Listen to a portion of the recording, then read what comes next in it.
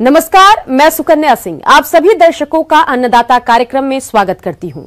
हमारे देश का किसान जन का पोषक है, वह श्रम का देवता है, अन्नदाता है। उसमें ही भारत की आत्मा निवास करती है।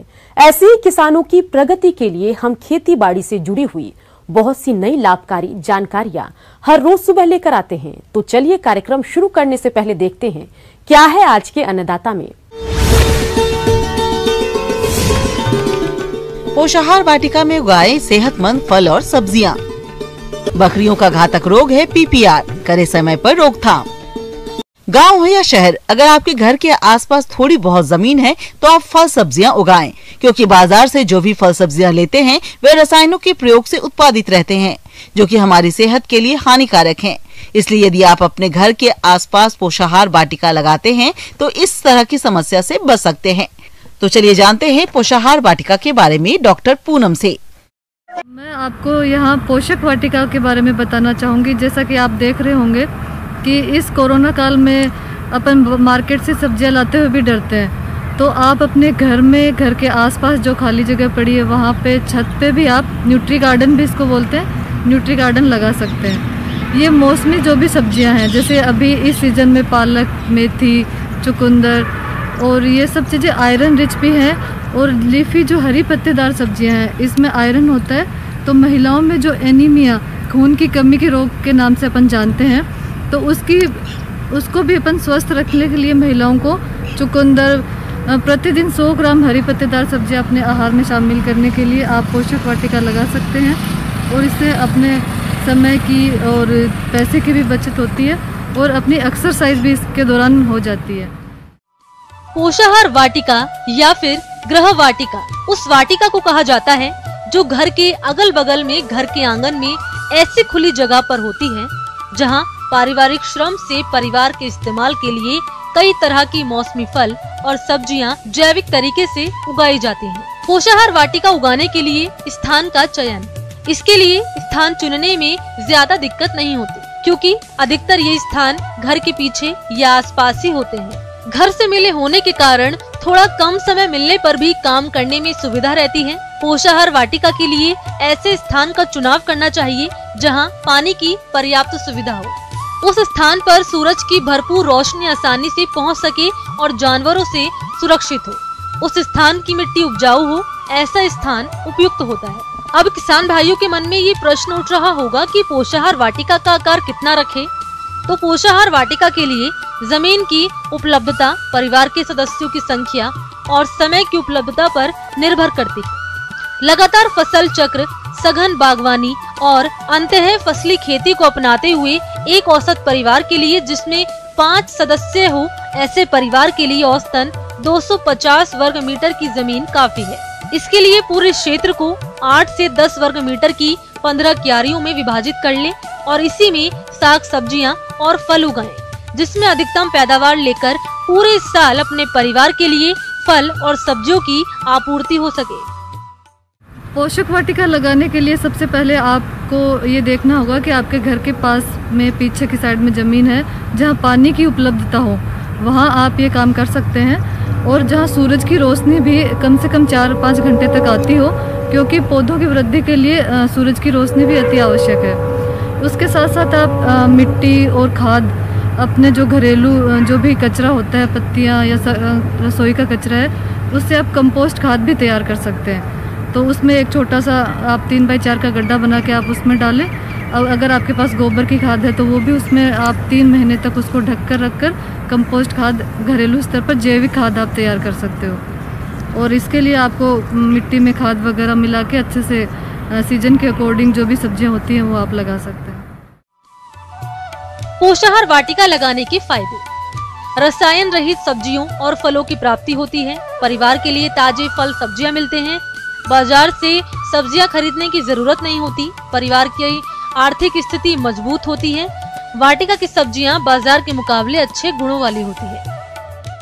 कोरोना काल में पोषक वाटिका का महत्व और अधिक बढ़ गया है, क्योंकि हर कोई आदमी, चाहे वो गांव का रहने वाला हो चाहे वो शहरी क्षेत्र में रहने वाला हो, सभी चाहते हैं कि हम अपने घर पे ही सब्जियां उगाएं और ताज़ी और स्वच्छ सब्जियों का हम सेवन कर सकें। जैविक सब्जियों की खेती अपन कर सकते हैं, जो अपने घर पे ही आसानी से अपन समय का उपयोग करते हुए टाइम का भी बचत होता है, पैसों का भी बचत होता है, और जो एनर्जी अपने बाहर आने जाने में, और जो एक कोरोना का डर रहता है कि मार्केट से अपने साथ कोरोना ना आ जाए, तो उन चीज़ों से भी बचने के लिए ये बहुत ही ज़रूरी और महत्व रखता है। किसान भाइयों, अभी तक आपने खेती से जुड़ी हुई कुछ उपयोगी जानकारियां देखी। अब लेते हैं एक छोटा सा ब्रेक, जल्द ही लौटेंगे और कार्यक्रम में आगे भी है खेती बाड़ी से जुड़ी हुई महत्वपूर्ण जानकारियां, तो बने रहिए हमारे साथ। ब्रेक के बाद आप सभी दर्शकों का अन्नदाता में स्वागत है। चलिए अब रुख करते हैं अगली कड़ी की ओर।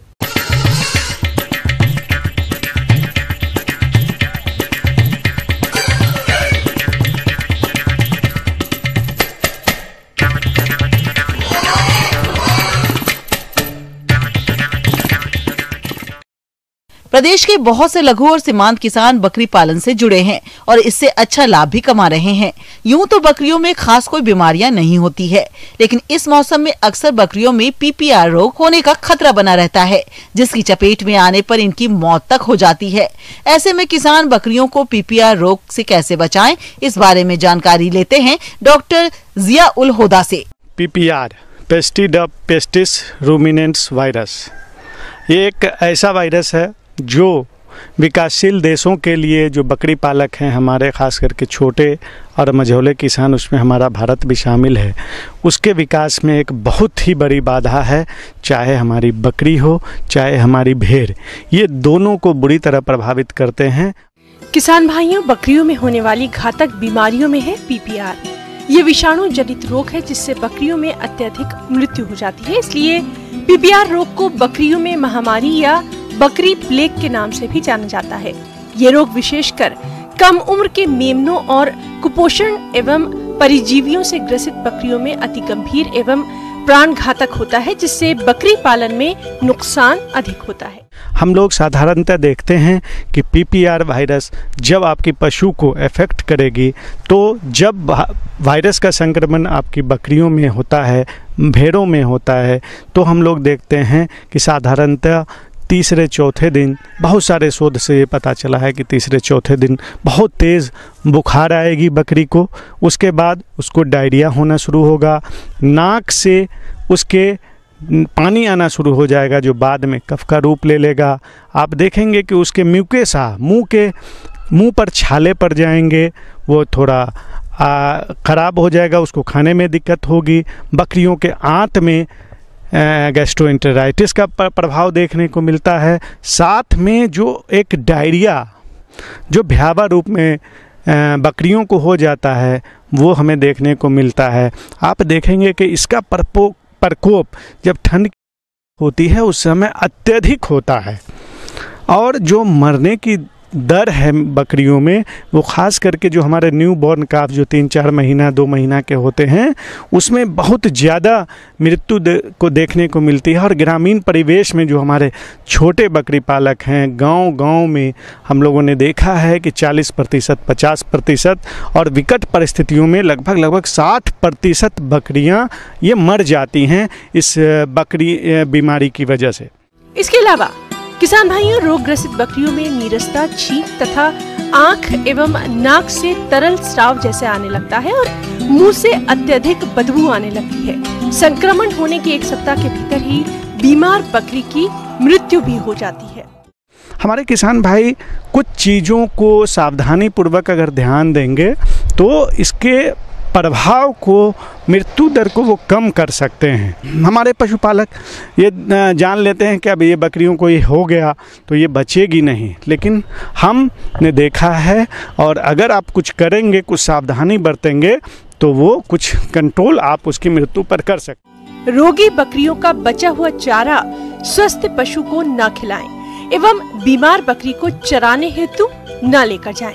PPR रोग से प्रभावित पशु का इलाज योग्य पशु चिकित्सक से अवश्य करवाएं। कि एक विषाणु जनित बीमारी है, तो स्वाभाविक है इसके विरुद्ध टीके के अलावा कोई दूसरा उपाय नहीं चलेगा। और बेहतर तो ये होता है कि जहाँ से आप बकरी खरीद रहे हैं वहीं 1 ml PPR वैक्सीन चमड़ी के नीचे दे दें। उससे क्या होगा कि आपकी वो बकरियां 3 साल तक पीपीआर बीमारियों के विरुद्ध सुरक्षित हो जाएंगी। कि बकरियां और बकरी के बच्चे 3 महीने से ऊपर के हों, उसको 1 ml पीपीआर वैक्सीन चमड़े के नीचे दे दें, जिससे आप इस बीमारी से बिल्कुल 3 साल तक सुरक्षित रह सकते हैं। और प्रत्येक 3 वर्ष पर आपको इस वैक्सीन को रिपीट करना है। अब बात हो मौसम के अनुसार प्रबंधनों पर ही टिकी है आपकी खेतीबाड़ी, इसलिए मौसम पूर्वानुमान और उस पर आधारित साप्ताहिक कृषि सलाह इस प्रकार है। ग्रामीण कृषि मौसम सेवा भारत सरकार एवं स्वामी केशवानंद राजस्थान कृषि विश्वविद्यालय बीकानेर द्वारा भेजे गए मौसम पूर्वानुमान के आधार पर किसान भाइयों को सलाह दी जाती है कि आगामी 5 दिनों में पहले 2 दिनों में हल्के बादल छाए रहने की संभावना है। इसके 2 दिन बाद आसमान साफ रहने की संभावना है। इस दौरान अधिकतम तापमान 14 से 19 डिग्री सेल्सियस और न्यूनतम तापमान 5 से 6 डिग्री सेल्सियस बने रहने की संभावना है। किसान भाइयों को सलाह दी जाती है कि सरसों की फसल में बुआई के 50 से 60 दिन बाद सफेद रोली रोग आने की संभावना बनी रहती है। अतः किसान भाई खेत का सतत निरीक्षण करें। साथ ही रोग के लक्षण दिखाई देने पर मेटालाक्सिल 2 ग्राम दवा प्रति लीटर पानी के हिसाब से घोल बनाकर फसल पर छिड़काव करें। गेहूं की फसल में प्रथम सिंचाई 25 से 30 दिन बाद जड़ जमाव की अवस्था पर करें तथा दूसरी सिंचाई 25 से 30 दिन बाद फुटान की अवस्था पर करें। इस समय गेहूं की फसल में चौड़ी पत्ती एवं सकरी पत्ती वाले खरपतवारों का प्रकोप हो सकता है। खरपतवारों की अधिकता होने पर क्लोडिनोफॉप प्रोपागाइल 15% WP के साथ मेटसल्फुरान मिथाइल 20 WP 1%, 64 ग्राम सक्रिय तत्व के हिसाब से अथवा 400 ग्राम व्यापारिक उत्पाद प्रति हेक्टेयर 500 से 700 लीटर पानी में घोल बनाकर फ्लैट पैन नोजल का प्रयोग करते हुए 30 से 35 दिनों के बीच छिड़काव करें। सरसों की फसल को पाले से बचाने के लिए दोपहर के समय 1 ml गंधक का तेजाब या डाई मिथाइल सल्फो ऑक्साइड प्रति लीटर पानी के हिसाब से घोल बनाकर प्रति बीघा 100 से 125 लीटर का छिड़काव करें। चने की फसल में पहली सिंचाई बुआई के 50 से 55 दिन बाद करें। प्रथम सिंचाई के बाद फसल में एक बार निराई गुड़ाई अवश्य करें। चने की खड़ी फसल में दीमक लगने पर क्लोरपाइरिफास 20 cc 1 लीटर दवा प्रति बीघा की दर से पानी के साथ खेत में दें। जौ की फसल में पहली सिंचाई बुआई के 25 दिन बाद करें। प्रथम सिंचाई के बाद एक बार निराई गुड़ाई अवश्य करें और खेत से खरपतवारों को निकाल दें। जौ की फसल में चौड़ी और सकरी पत्ती वाले खरपतवारों की रोकथाम के लिए आइसोप्रोटान के साथ मेटसल्फुरान मिथाइल 500 ग्राम 4 ग्राम सक्रिय तत्व के हिसाब से 400 से 500 लीटर पानी में घोल बनाकर छिड़काव करें। गन्ने की फसल में नियमित रूप से सिंचाई करते रहें। किन्नों के बाग में साफ सफाई का काम करें एवं नियमित रूप से गिरे हुए फलों को इकट्ठा करके बाहर कर दें। मौसम ठंडा होने पर किन्नों के बाग में पककर पीले पड़ चुके फलों की तुड़ाई करनी चाहिए। अन्नदाता हेल्पलाइन निशुल्क फोन संपर्क सेवा के माध्यम से आपके द्वारा पूछे गए प्रश्नों में से 1 या 2 महत्वपूर्ण प्रश्न को हम अपने कार्यक्रम में शामिल करते हैं। इसी के तहत आज का चयनित प्रश्न और उसका जवाब इस प्रकार है। अन्नदाता निशुल्क फोन संपर्क सेवा के माध्यम से पूछे गए प्रश्नों में से आज हमने जिस प्रश्न को कार्यक्रम में शामिल किया है उसे पूछा है ग्राम जायरा, जिला धौलपुर के कृषक चांद्रका सिंह ने। आप टमाटर की फसल में फल छेदक कीट के नियंत्रण के बारे में जानकारी चाहते हैं तो चांद्रका सिंह जी आपकी जानकारी के लिए प्रस्तुत है कार्यक्रम का ये अंश। टमाटर एक बहुत ही महत्वपूर्ण फसल है और इसमें जो सबसे प्रमुख कीट इसके उपज में जो नुकसान पहुंचाने वाला है वो होता है फुट बोरर यानी फल छेदक। जो फल छेदक कीट है उसको वैज्ञानिक भाषा में बोलते हैं हेलिकोवर्पा अर्मिजेरा और इसके जो कैटरपिलर हैं, लार्वा हैं यानी पिल्लू है, वो फल में छेद करके उसके आंतरिक भाग को खाते रहते हैं और बाहर से कभी कभी फलों में छेद भी दिखाई नहीं पड़ता है और कई बार फलों में बाहर से भी छेद दिखाई पड़ता है। परिणाम यह होता है कि इन कीटग्रसित फलों का बाजार में मूल्य नहीं मिल पाता है और साथ ही साथ उपज में बहुत ही नुकसान होता है। किसान भाइयों, टमाटर की फसल में कई प्रकार के कीटों का आक्रमण होता है जिनकी सही समय पर पहचान करके प्रबंधन किया जाए तो वाकई किसान भाइयों को लाभ मिलेगा। फल छेदक कीट। इस कीट का वयस्क भूरे रंग का तथा लठ हरे रंग की होती है। इस कीट की सबसे हानिकारक अवस्था ही लठ होती है। लठ शुरू में मुलायम पत्तियों पर हमला करती है तथा बाद में फलों पर आक्रमण करती है। एक लठ 2 से 8 फल नष्ट करने में सक्षम होती है। फलों पर किए गए छेद गोल होते हैं। इसका आक्रमण हरे फलों पर अधिक होता है, जिससे अम्लता बढ़ जाती है और ऐसे फल उपभोक्ताओं द्वारा पसंद नहीं किए जाते तथा बाजार में इसका भाव भी नहीं मिलता। तो इस कीट के प्रकोप से फसल को बचाने के लिए किसान कौन से उपायों को अपनाएं, वह इस प्रकार हैं। तो टमाटर को फल छेदक यानी फुट बोरर से बचाव के लिए पहला उपाय है कि खेत की साफ सफाई अच्छी होनी चाहिए। और खेत की साफ सफाई अच्छी होने का मतलब है कि उसमें घास पात खरपतवार नहीं हो। और साथ ही ये भी देखना है कि जो पुराना फसल का अगर ठूठ कहीं पड़ा हुआ है खेत में तो उसको सबसे पहले नष्ट कर दें, तब नए फसल को लगाएं। और उसको लगाने के बाद टमाटर में फूल लगने लगे, फल लगने लगे, तब निगरानी करते रहें। और जब फल छेदक का उसमें आक्रमण हो तब आप सचेत हो जाएं और उसका उपचार के लिए तैयार हो जाएं। तो उसमें कुछ रासायनिक कीटनाशी भी है और कुछ जैविक कीटनाशी भी है। तो पहले हम जैविक कीटनाशी की बात करते हैं।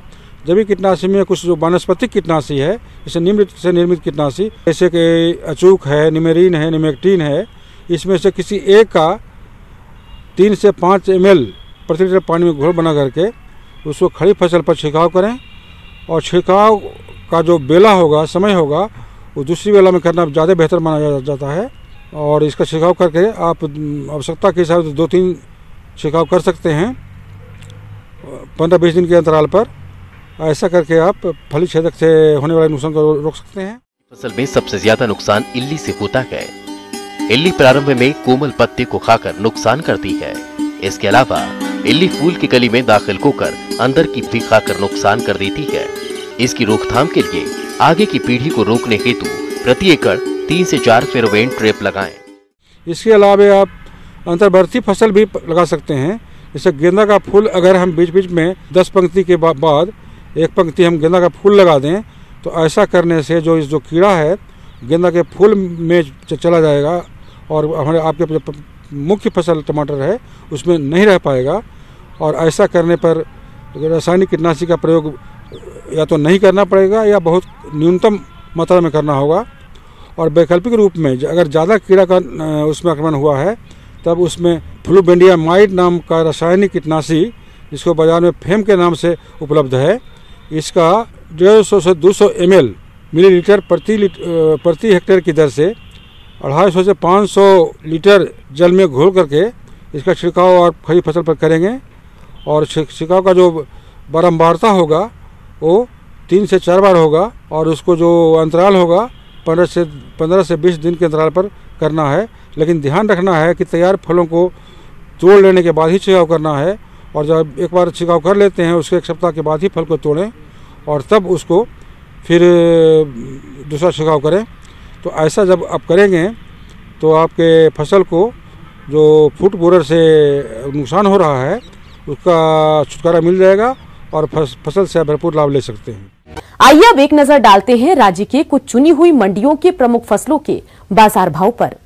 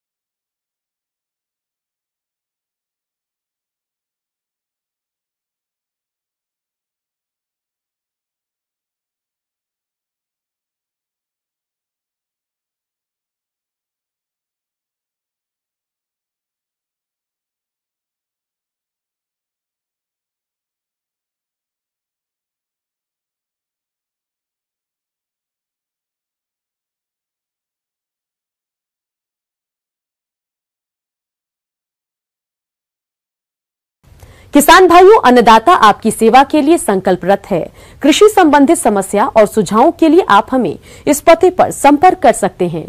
प्रोड्यूसर अन्नदाता, news 18 Rajasthan, Ramoji film city, Hyderabad 501512। साथ ही आप हमें ईमेल भी कर सकते हैं। हमारा ईमेल है p18annadatarajasthan@nw18.com।